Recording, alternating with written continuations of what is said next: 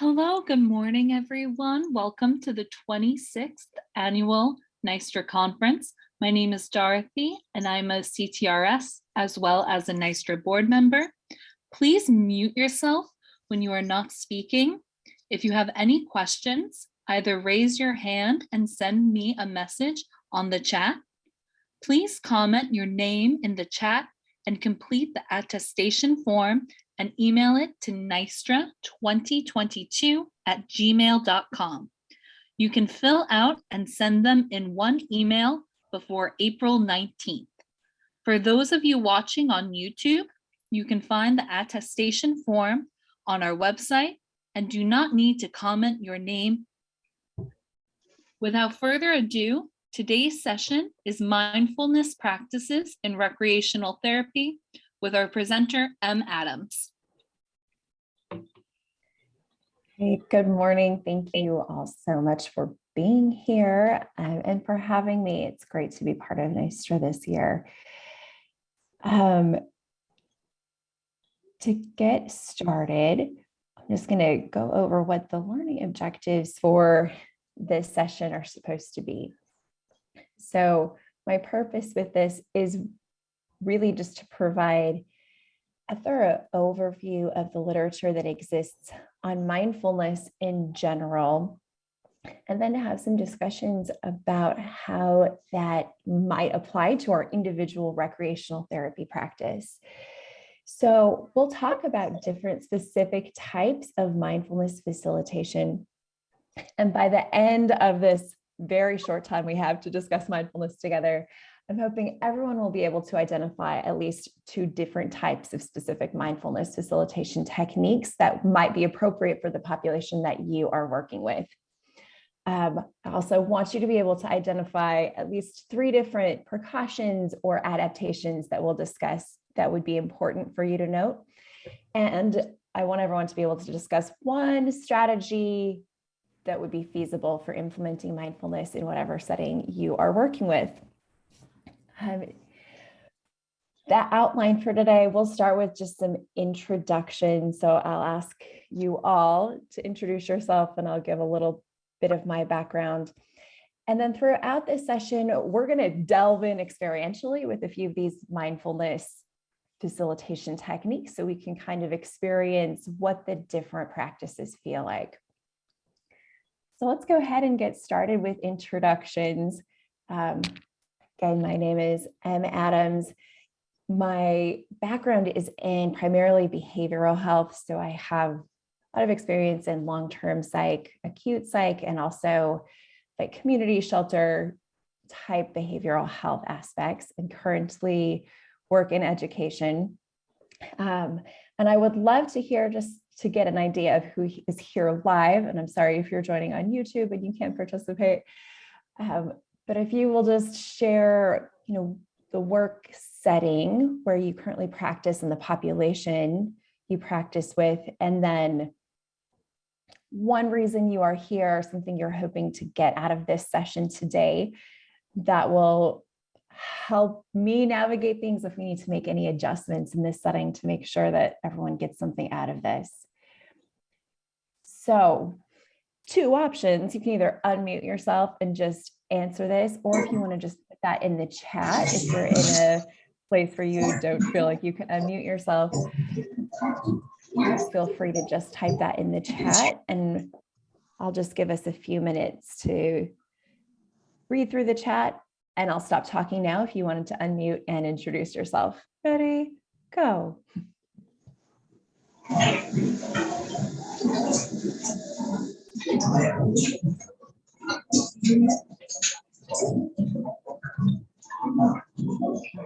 Seeing nursing home and rehab, mindfulness practices to help residents cope. Fantastic.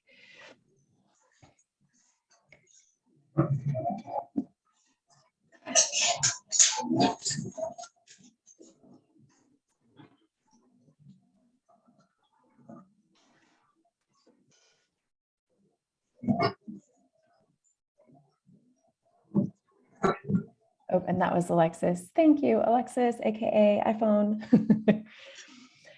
All right, and Lindsay says continuing learning center. Sorry, that broke that up in a weird way in my chat. The Continuing Learning Center, VA, being able to implement a mindfulness program at the facility. Always interested in the practice of mindfulness.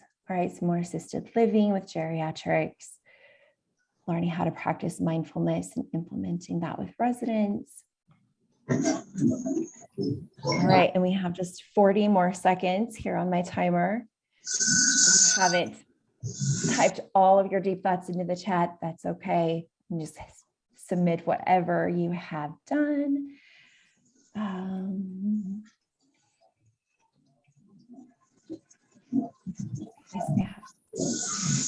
For elderly populations and treatment center for teens with behavioral health, eating treatment for behavioral health, children, pediatrics. Great. Psychiatric emergency room. Okay, so Martha, sounds like you have a lot of experience already. Okay, fantastic. So we have kind of a range of populations that we are working with. I'm excited you are all here, and definitely mindfulness is something that can be implemented with anyone, all the populations, all the ages, but there may be some specific adaptations that are going to be more appropriate, and we will talk about those. But we're going to go ahead and kick off before we delve into mindfulness. We're going to go through a mindfulness practice in the form of just a simple body scan. So again, I'll invite you to put yourself on mute if you're not already on mute. And I think most people have their videos off, so videos off is fine if that helps you be more comfortable. And wherever you are, as we prepare for this brief mindfulness practice, go ahead and just make yourself comfortable. If you're sitting, just allow your back to straighten and relax. Let your feet be grounded on the floor. Or if you are in a place where you want to lay down for this practice, that's totally fine too. Just starting to get comfortable, releasing any kind of stiff tension. And you could also stand up if that would be more comfortable rather than sitting. Let your hands just rest gently on your lap. And if you're comfortable with it, you might close your eyes or just soften your gaze so you're not focused on any one thing in particular. This mindfulness practice will be about 5 minutes long.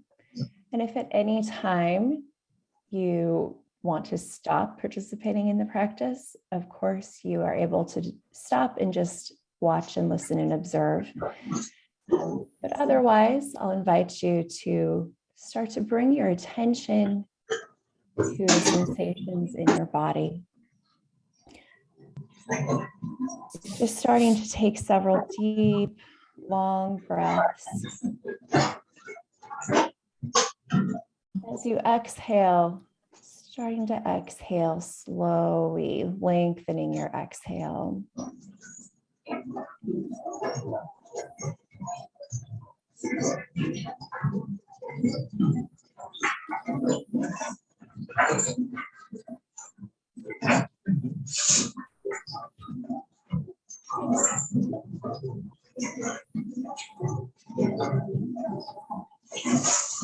Taking a few more slow, deep breaths. Breathing in through your nose and out through your mouth or nose. Maybe noticing the way that your chest or belly expand as you inhale.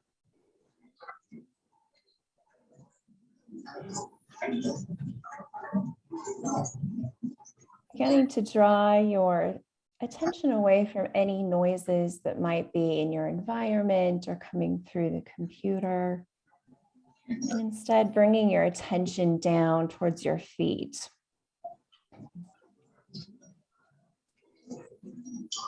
Just observing and noticing the sensations in your feet.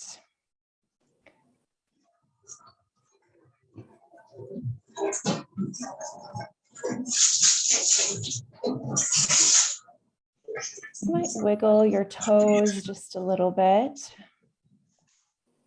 Feeling your toes against your socks or shoes, against the floor. Just noticing without judging those sensations, noticing what you feel.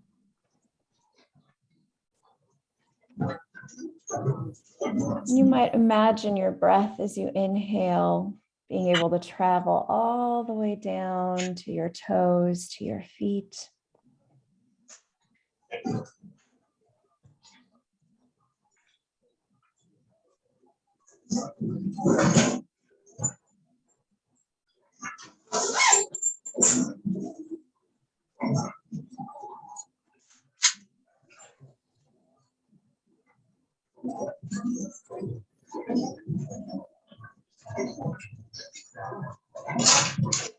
As you exhale, imagining that breath can come all the way from your feet.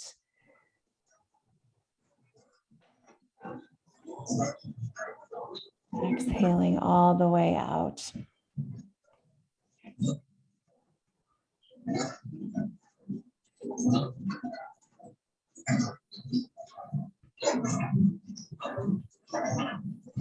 Again, if your mind starts to wander or your attention goes to other things, just acknowledge that your attention has gone elsewhere and then bring your focus back to the sensations in your feet and in your body.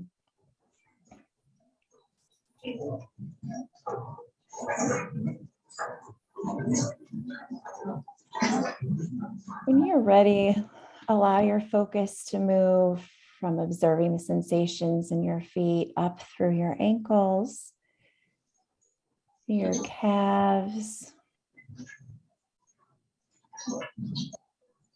noticing your knees,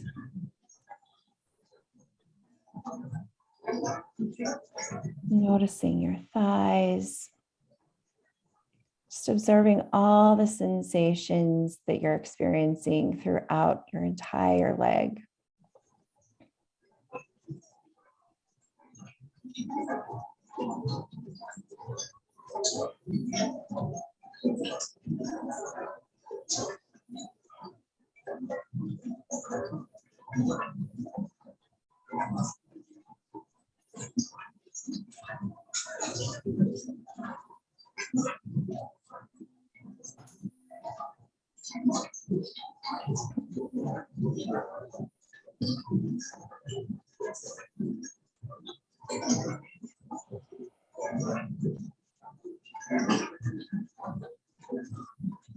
If you notice any discomfort or pain or stiffness, don't judge this, just simply notice it.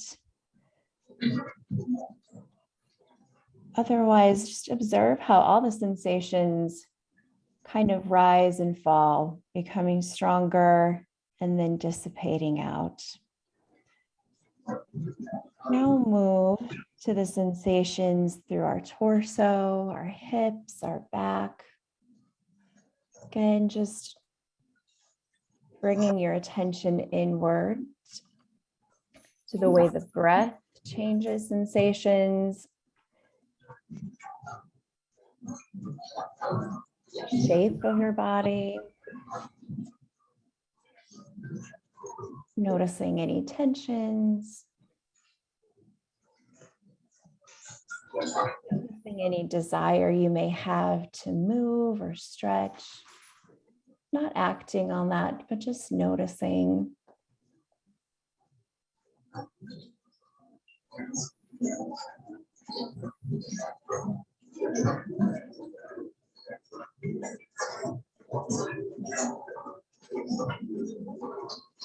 There maybe sensations related to digestion,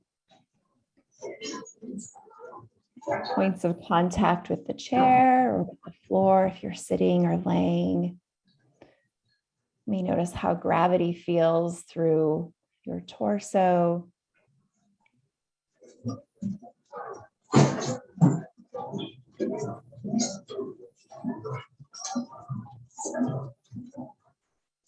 Again, letting go of any distractions in the environment, whether that's sound here, that we're getting a lot of practice letting go of sounds in our environment on Zoom, and still noticing those sensations that we're feeling in our body, moving up through the shoulders, through the arms, maybe wiggling the fingers, noticing how the hands feel on our laps or down by our side.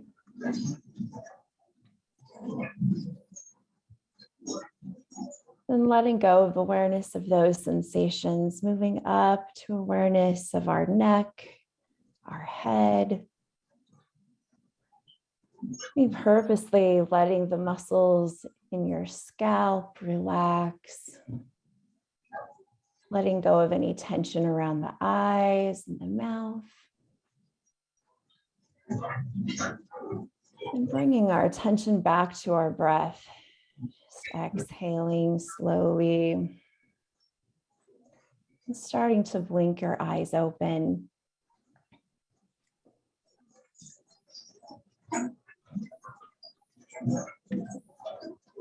So coming back after this brief exercise here,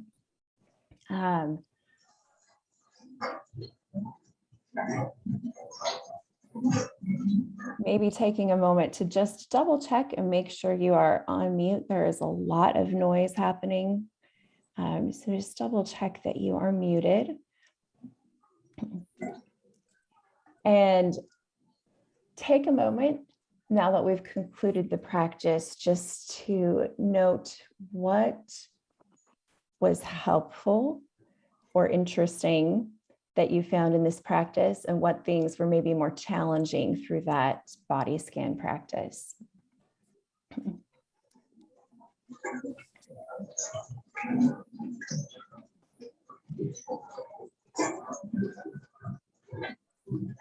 And we're not going to share these right now, but just make note of that in your head on a piece of paper, and we'll come back to that in a minute. So we're going to launch into our overview of mindfulness. If at any point in time you have a specific question, please feel free to put it in the chat or just unmute. We're going to start with what is mindfulness. So mindfulness is a spiritual practice that has its origins in the Buddhist religion, but has been used in the United States for the purpose of psychological health improvement and eventually physiological health improvement since the 1970s. There are a couple different definitions of mindfulness. So one by Diana Winston says, mindfulness is paying attention to present moment experiences with openness and with a willingness to be with what is. Another very similar but slightly nuanced definition by John Kabat-Zinn says the mindfulness is the awareness that arises from paying attention in a particular way. So with this definition, mindfulness attention is on purpose and in the moment and is non-judgmental.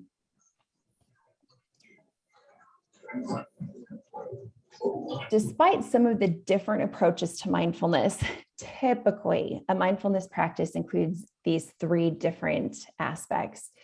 So there is attention or awareness that's happening. The attention and awareness in mindfulness might be focused internally, like on the practice we just did, which was focused on internal body sensations, breath awareness, or the mindfulness practice could be external. So if I'm looking out outside, trying to observe things in the world, if I'm trying to feel different textures, those are all external foci of mindfulness practices. The second central aspect of mindfulness is the attitude that we bring to our attention. So inherent in mindfulness practices is having no judgment. So we never judge things as good sensations, good emotions, bad emotions. It's simply observing it in a very non-judgmental way. And that's a skill that can take a lot of practice to be able to step back and not judge the things that we're noticing about ourselves and about our environment. The third principle of mindfulness, which is sometimes not explicitly stated, is the intention, which is that you are on purpose paying attention and being non-judgmental. So sometimes in research or in practices, you'll see a lot of focus on the non-judgmental awareness of things. But if you're not being intentional about doing it, it maybe isn't a mindfulness practice in that moment. Hopefully, if we are trying to improve our awareness and non-judgment overall, sometimes mindfulness might happen without us being intentional about it, but then we're not being mindful about the mindfulness practice. So from a therapeutic facilitation, implementing a group type of philosophy, that intention would be part of what we're helping our clients be able to practice. So the literature and research on mindfulness has really exploded over the last 20 years. Again, it's been in the country and growing substantially since the 70s. And it has now expanded to a lot of different populations. Initially, mindfulness was used to help people who had depression be able to break free of some of the very intrusive thoughts or negative patterns of thinking, to be able to just observe that. And it was initially researched with that population. There's now a lot of research that's demonstrating that it is effective in helping depression, anxiety, overall stress management. So you mentioned helping residents cope with the stress of being, in a hospital facility or long-term care facility. There's definitely research that shows that mindfulness can help with that. It can help with insomnia, various types of addiction, including substance use disorder. Some help with different types of psychosis. A lot of research about helping manage chronic pain. A lot of research demonstrating its effectiveness in reducing hypertension. In terms of weight control, there's a little bit of research that shows it might be helpful with eating disorders, but especially binge eating disorder or emotional eating in terms of weight control. And then cancer-related symptoms, mindfulness has been used quite a bit to help with all of the secondary conditions that come with cancer treatment. So those are the populations, and the settings where mindfulness has most been researched and implemented are in healthcare settings, in schools, helping students improve their focus and ability to reduce performance-related anxiety, and in work settings. There's been, especially over the last few years, a couple years before COVID and during COVID, a focus on implementing mindfulness as a way to prevent burnout and occupational stress. As far as the mechanism of mindfulness, we still don't fully understand the mechanism. There is a theory by Garland and Fredrickson, the mindfulness to meaning theory, that is gaining a little bit of traction as a potential explanation. And we're not going to go into a lot on the specific theory right now because it's still kind of an emerging theory. But we do see that there are also physiological changes in the brains of people who have consistent mindfulness practices, showing areas that are affected that impact the ability to regulate emotions and the ability to make social connections. So really interesting research being done. But again, this is all emerging research to really understand the mechanism of why we're seeing some of these improvements. So now I'm going to talk about the types of mindfulness practice. Overgeneralizing, we can say there's two different types. We have a very formal mindfulness practice, which is what we did with the body scan earlier, and informal mindfulness practice, which is very, very relevant to recreational therapy. Informal mindfulness practice is going to be more integrating mindfulness skills while doing other things, rather than just sitting for a formal practice for however many minutes. When we are working with our clients, both types of practices are really important. That formal practice allows our clients to really delve in and focus on practicing all three aspects of the mindfulness. So being really intentional about the practice, noticing how many times they're getting distracted by other external stimuli that they're not trying to focus on, and really check in with themselves and potentially with the group about being non-judgmental about what they're feeling, non-judgmental about their focus. If their focus keeps wandering, acknowledging that that's okay. In mindfulness, we say that the more experienced a practitioner, the more often they will notice their focus being drawn away, not because they're not focusing, but because they're better at noticing when their attention gets drawn away and being able to pull that back in. But when we talk about, mindfulness extending into other parts of life, practicing informally, especially in conjunction with different recreational activities, can be a really helpful way to help those mindfulness skills that clients get in a very focused formal practice, to be able to extend them and apply them in a lot of different situations.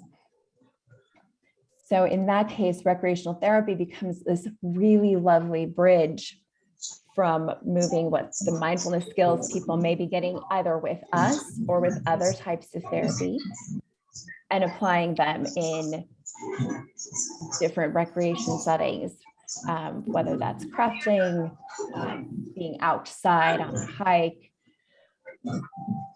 practicing interpersonal skills and being aware of your personal emotions and things that are happening then.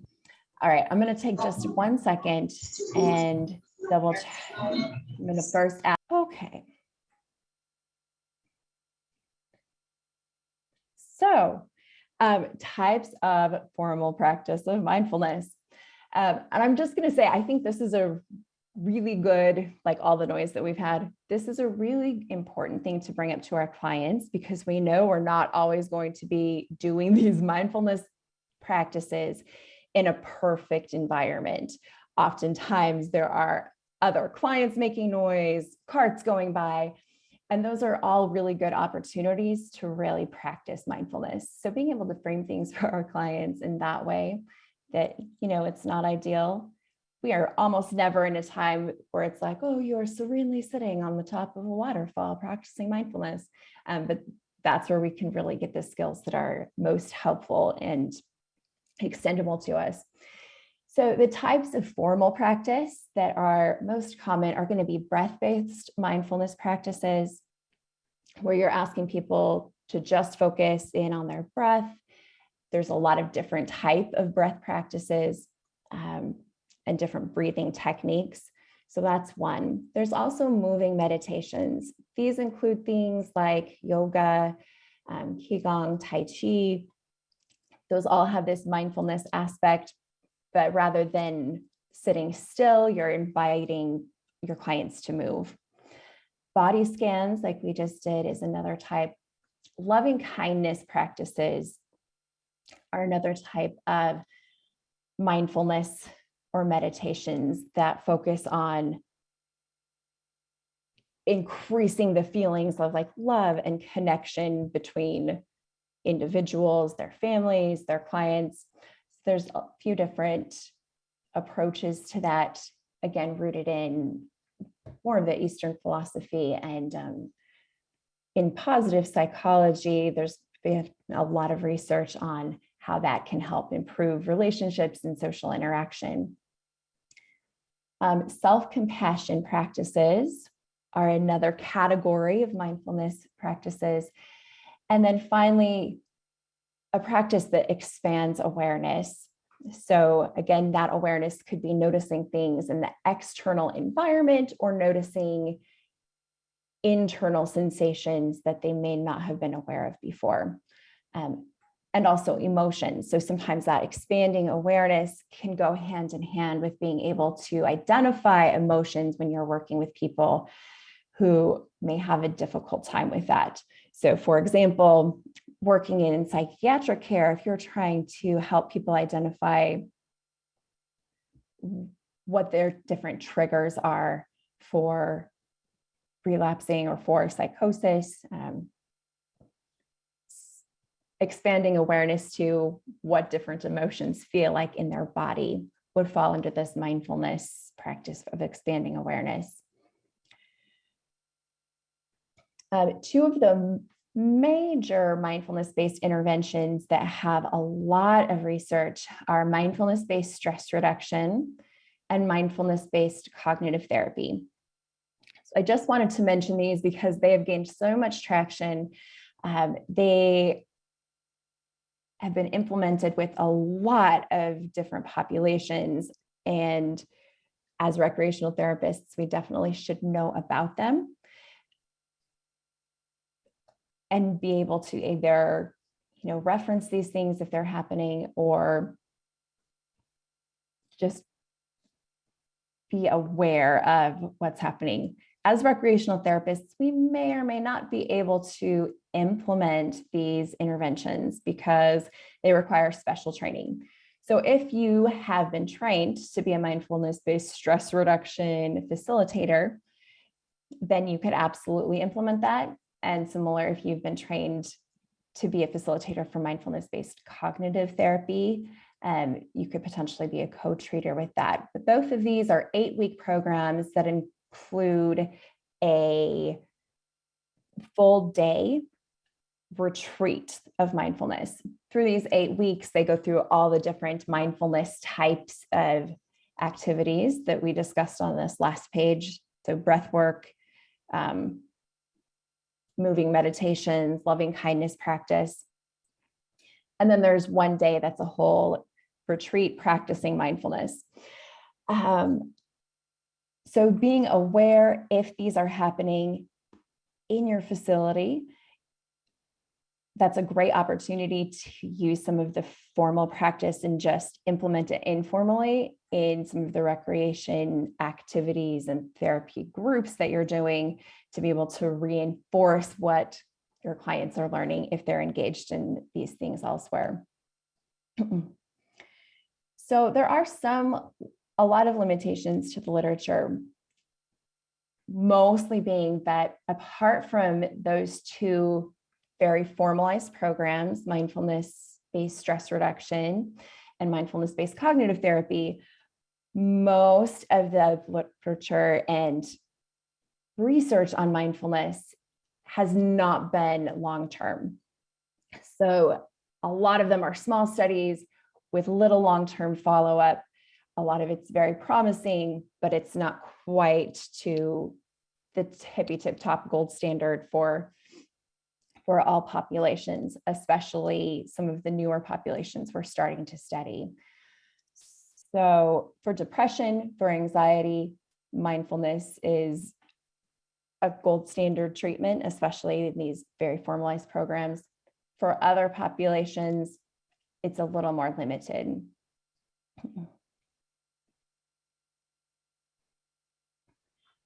So I'm going to pause here before we go into our next practice, just for questions, comments, clarifications that may be needed at this point in time. So just go ahead and unmute if you have a question specifically about what is mindfulness, or what those specific mindfulness practices look like.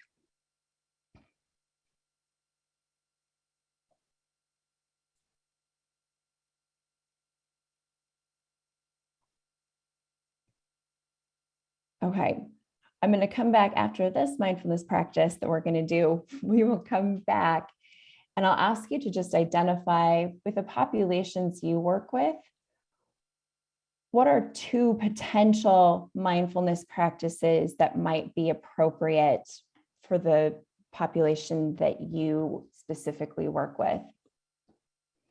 So with this mindfulness practice, we're going to do a breath-based practice. Again, sitting in a comfortable position,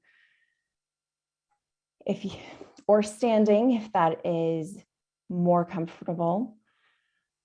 Letting your back be straight, but not stiff. Noticing your feet on the ground, and then letting your hands either come to your lap or just hang by your side.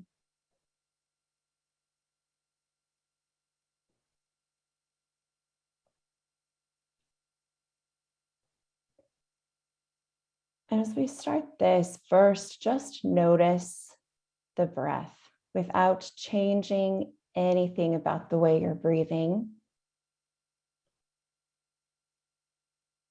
Notice how deep your breath is. Notice how fast you're breathing.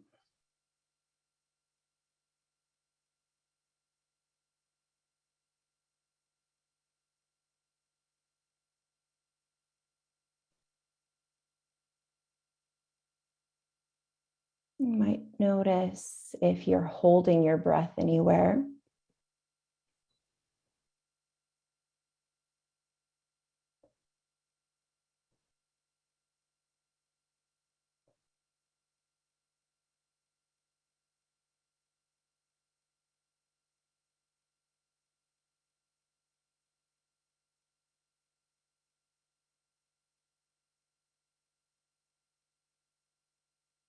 Might notice the temperature of the air as you inhale and the temperature of the air as you exhale.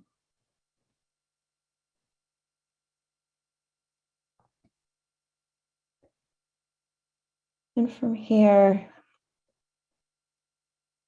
we're going to just start to slowly increase the length of our inhale and exhale. So you inhale, just counting to 3. Stopping and holding your breath after you've inhaled, counting to 3 before you exhale. Counting to 3 when you exhale. We'll do it together. And of course, if you need to breathe at a different rate than I'm breathing, you can change that rate. But we'll start first exhaling. Inhaling 1, 2, 3. Holding 1, 2, 3. Exhaling 1, 2, 3, and holding 1, 2, 3, and inhaling, just counting in your mind.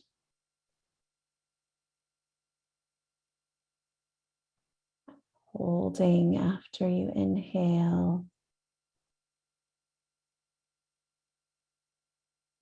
Exhaling for the same amount of time.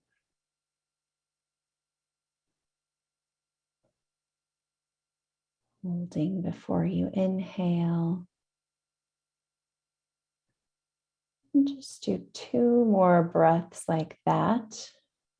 Holding after the inhale and after the exhale at your own pace.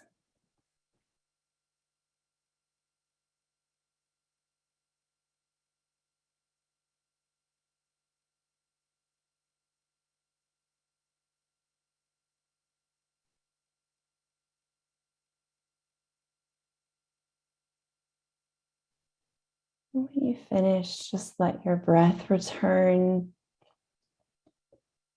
to its natural pace, its natural depth. If you had your eyes closed, you can start to blink them open, wiggle your fingers, wiggle your toes.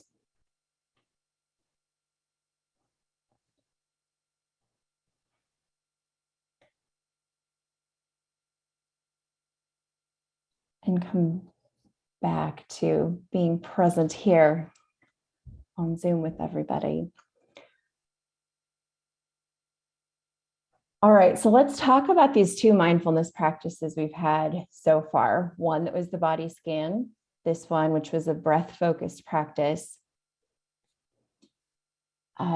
Tell me what kind of sensations came up for you that were interesting. So we'll just hear from like 3 people for sake of time.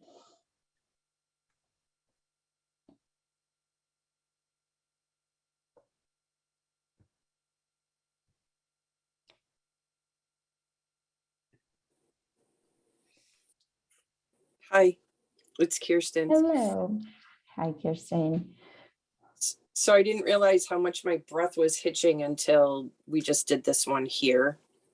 So during the body scan, I was a little distracted by the sound, but that when I was okay. And then after sitting here for a little minute, I had to actually focus on the breathing a little bit more.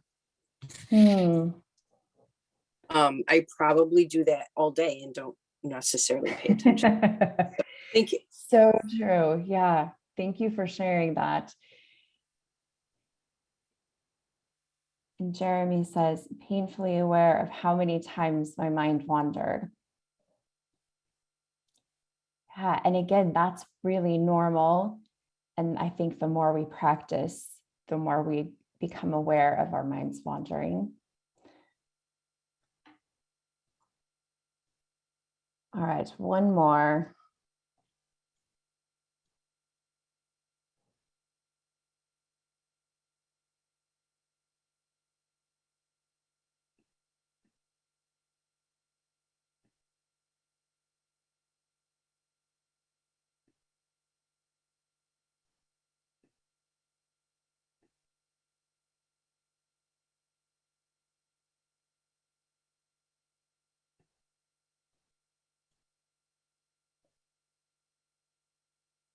Which maybe will be me right now. I will say I became aware, especially during the body scan, trying to like do it and talk and listen to external noises, at how poorly I manage multitasking. Like the way my focus switches between those things is not very speedy. So being aware of all those almost like slow processing times was interesting as I was just observing my own body scan and where things were showing up.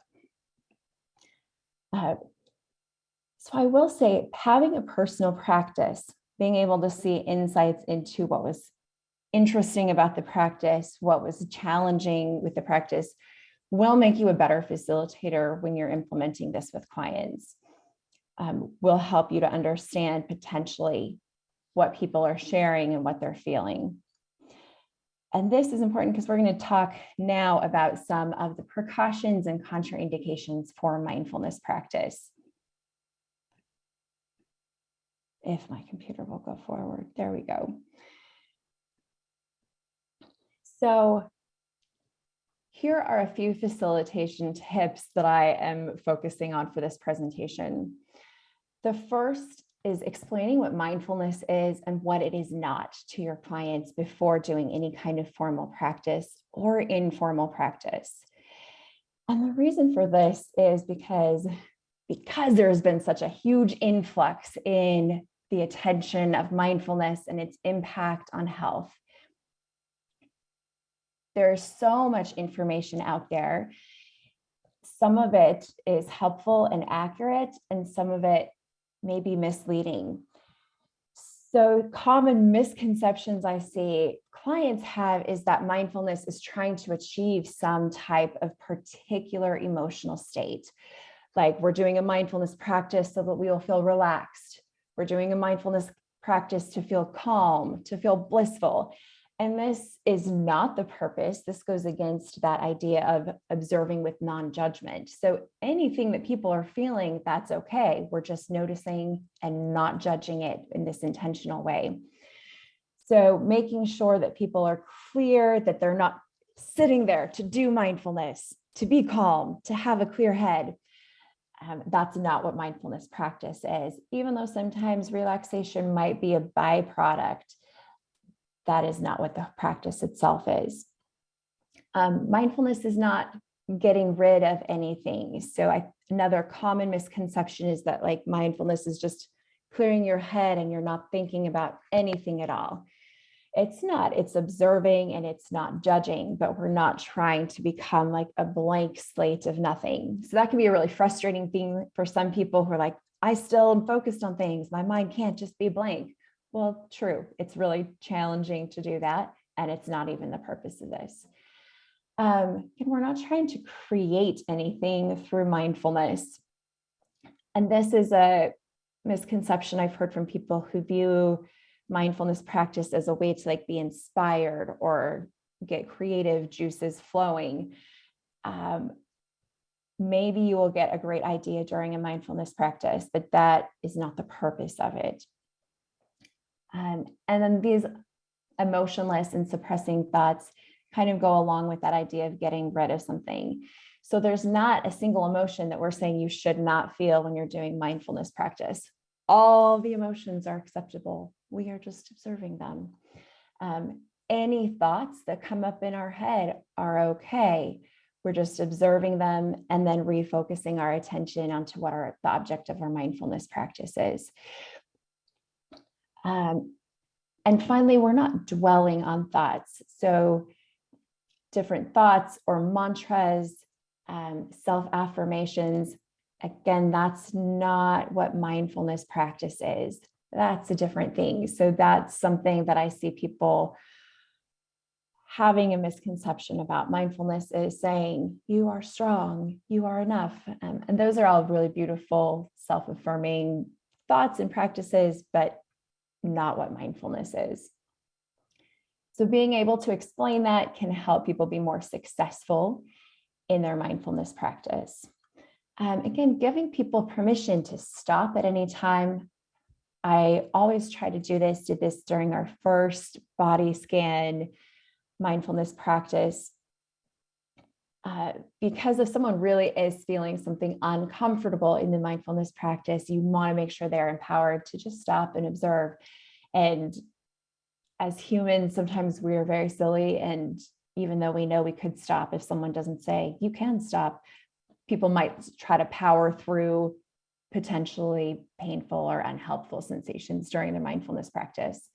So making sure that you give them permission to stop beforehand and give them permission to keep their eyes open, to make adaptations, to make things more comfortable is important. Providing enough time for people to experience mindfulness is important. During the practices that we had, you may have noticed that I was talking too fast at times and you couldn't follow or really feel the sensations because you were distracted by the thing I was saying next. You might have felt at times like there was too much silence, but typically erring on the side of too much silence is going to invite more mindfulness than catering to moving too fast through the mindfulness practice.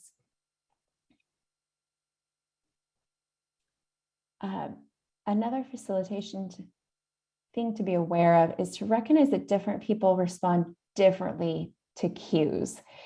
So when you're looking at like guided meditations or different scripts, depending on a person's history, those things may not have the same impact. And I'm just going to go through a few different images. take note of what those images mean to you.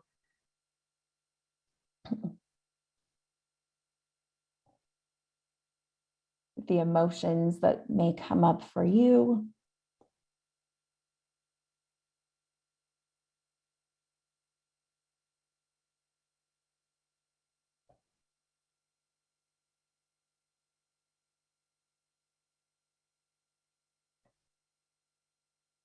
And note, these things may not have the same impact on everybody. So while this might be, oh, so cute for a lot of people, someone who is terrified of dogs or has had a traumatic experience with a dog bite, this might be very triggering. Same thing with water. A lot of times there are water sounds or meditations, guided meditations and visualizations using water, ocean, waterfalls for someone who has had a traumatic experience or close drowning experience. That may not be helpful. So being able to, during the assessment, check in with potential triggers and know who is in your group any day you're leading mindfulness is important to make sure that you're not putting someone in an uncomfortable situation based on the imagery that you're using. And that also goes back to choosing an appropriate practice. So the breath practices that we've done, sometimes depending on a person's background, if they've had traumatic experiences with loss of breath, focusing on the breath can be very triggering. So using visualizations, body scans, progressive relaxation or movement can be a more appropriate thing if you're working with people who've potentially had some trauma related to not being able to breathe for various reasons. All right, this next facilitation tip is that mindfulness is not a panacea. And this picture of laundry is going to illustrate this in, like, I had an experience where someone was asking me about, like, how do you cope with just like laundry that needs to be folded at your house? Are you the type of, like, what are strategies? And my strategy was like fold the laundry and put it away. And then we proceeded to talk about like different mindfulness strategies that you could use to be okay with the laundry. Mindfulness is a great way to be able to cope with things, but it should never replace things that you can actually fix. So there's been a lot of discussion, especially in terms of implementing mindfulness as a way to cope with burnout, that mindfulness should never be used as a method for placing responsibility for coping with things that should be fixed onto employees. And similarly with our clients, if there are organizational factors that need to be addressed that are causing our clients stress, we never want to put on like, oh, here's mindfulness and you can cope with this. And sure, this is not clean.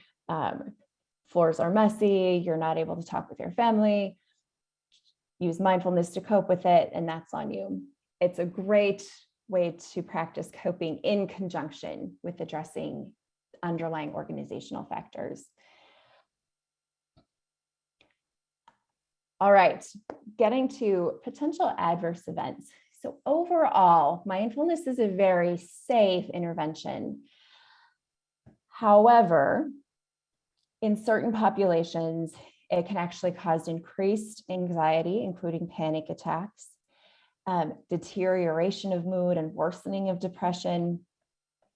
For people who have psychosis or psychotic tendencies, there can be feelings of disorientation, dissociation or depersonalization, an increase of visual and auditory hallucinations, potentially a lack of focus and hyperactive behavior if it gets too intense. And at times, like we alluded to in the last few slides, just remembering difficult or traumatic memories. So the places we've seen in the research, these adverse events happening most often are with these diagnoses: bipolar disorder, schizophrenia spectrum disorder, unmanaged substance use disorder, insulin-resistant diabetes, a recent bereavement, and then a history of trauma. So make note if you are working with these people, and that especially with this history of trauma, we may not know what someone's traumatic background is or history of trauma. So trying to program things in a universal way that will be appropriate for everyone is helpful. The potential adverse events that were mentioned have mostly been associated when people were asked to focus on one specific thing, like one body part, focus only on this one type of breath, or repeating a mantra over and over again, typically in a duration that was longer than 15 minutes, and most often when they were practicing alone and not in a group.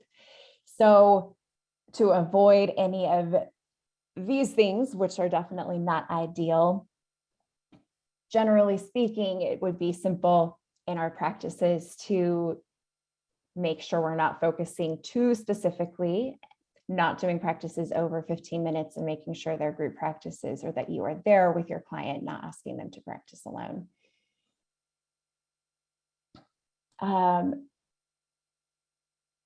These are some decent strategies for modifying practices if things are getting a little too traumatic, or sorry, not traumatic, but if you are worried about that history of trauma and wanting to make sure that it's not focused too much, doing moving practices is a really helpful way for a lot of people to have something else to focus on besides a lot of internal pressure.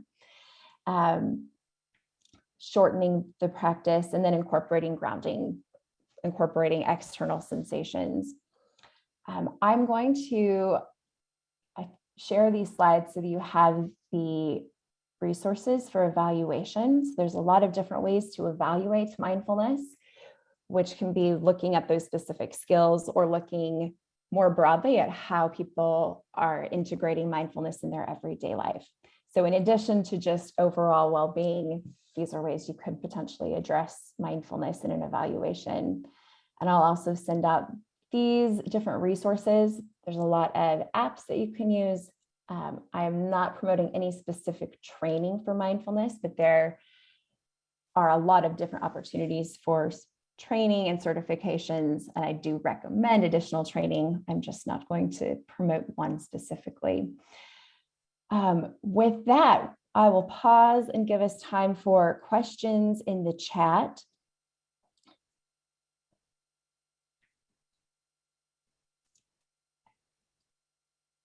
So you can ask me a question. Otherwise, go ahead and just type in the chat, what are 2 types of mindfulness practice that you think would be most effective for the population you work with? What are 3 precautions or contraindications that would be important for you to note with the population you work with?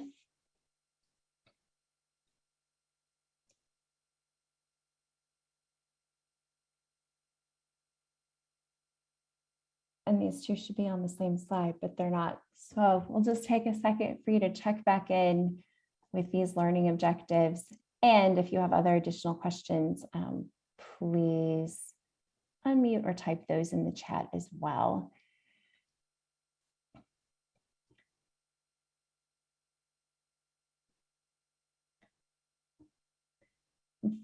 With implementing this in your practice with clients, this can be as easy as a formal practice, or it could be an informal practice integrating aspects of mindfulness into different groups.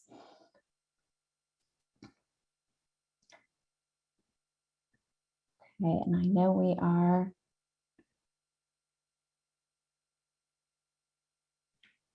at our end time, and I'm sure you have to get to other presentations. So thank you for being here.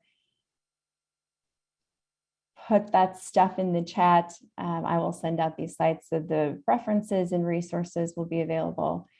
And please let me know if you have any questions. I'll also type my email in the chat, and feel free to reach out if other questions pop up or clarifications. Thank you for being here.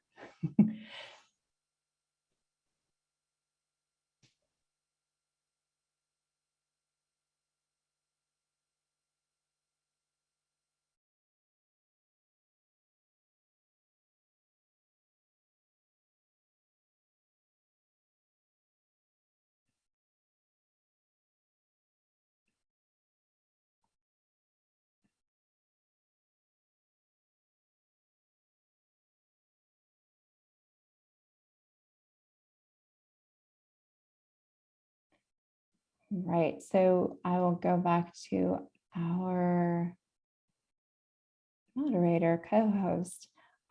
Is there anything we need to do to check out? I think Should I we're just end the good. session? Yes, no, and Okay. again, thank you, Anne. It was so informative and wonderful. And I took notes of everyone who dropped their name in the chat at the beginning of the session.